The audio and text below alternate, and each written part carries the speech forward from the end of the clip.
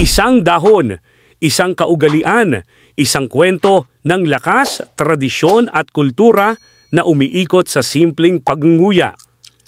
Ito ang betel leaf, ang dahon ng ikmo. Hindi lang ito halamang gamot, isa itong simbolo ng pagkakakilanlan ng maraming lahi. At sa video na ito, samahan mo akong tuklasin ang mundo sa likod ng isang dahon.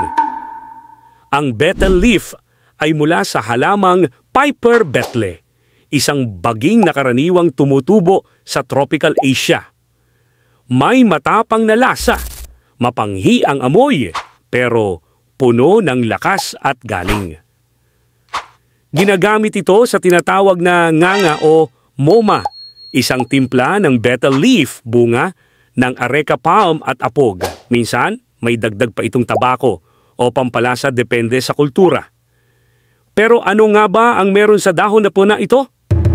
Base sa pag-aaral, ang betel leaf ay may taglay na antioxidants, panlaban sa free radicals, antiseptic at anti-inflammatory, pampagaling ng sugat at panlaban sa mikrobyo, anti-diabetic at cholesterol-lowering effects, potensyal para sa natural na gamutan. At kahit pampabango ng hininga, kaya rin ito yan. Sa natural na medisina, ginagamit ito sa mga herbal tea, pangtapal sa sugat at gamot sa ubo o sipon. Wow! Pero mas malalim ang kahulugan ng dahon na ito, lalo na sa mga katutubo. Sa mga igorot ng Cordillera, hindi lang basta dahon ang betel leaf, isa itong sagradong bahagi ng kultura. Ang pag-aalok ng moma ay tanda ng paggalang, titiwala at pakikisama. Sa mga kasunduan, kasalan o simpleng kwentuhan, may moma sa gitna. Ginagamit ito bilang pampalakas ng katawan, lalo na sa pagtatrabaho sa bukid, bundok o sa malamig na klima ng kabundukan. Habang ngumunguya, namumula ang kanilang bibig, isang palatandaan na parte na ito ng kanilang katawan at pamumuhay. Pero teka, hindi lang sila ang may kwento. Sa Mindanao, ginagamit ito ng mga lumad sa kanilang ritual at araw-araw na lakas.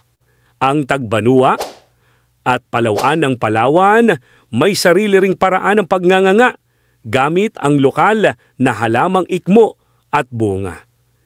Kahit sa mga matatanda sa Visayas, lalo na noon, usong-uso ito bilang natural na panlinis ng bibig at pampasigla. Iisa lang ang mensahe, ang dahon ay buhay, ang nganga ay ugnayan.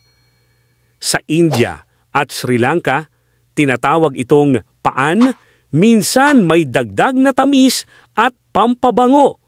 Sa Myanmar, kunya ang tawag, bahagi ng kanilang kultura at panlipunang interaksyon. Sa Malaysia, Indonesia at Thailand, normal ang pagnguya ng betel quid, lalo na sa mga matatanda, para sa lakas, gising at pakikisalamuha. Isang simpleng dahon, pero milyon-milyong tao ang konektado sa paggamit nito. Pero hindi rin dapat abusuhin. Kapag sobra, lalo na kung may halong tabako, maaaring magdulot ng panganib sa kalusugan gaya ng sakit sa bibig o tiyan. Kaya't gaya ng lahat ng bagay, ang susi ay moderation at tamang kaalaman. Mula sa bundok ng Cordillera hanggang sa mga kalsada ng Yangon. Mula sa mga tribo ng Palawan hanggang sa pamilihan sa New Delhi. Ang betel leaf ay hindi lang halaman. Isa itong kwento ng lahi ng ginhawa at ng buhay. Kaya sa susunod na makita mo ang dahon ng ikmo, alalahanin mo, may mga kwento itong binubuo at mga alaala itong binubuhay.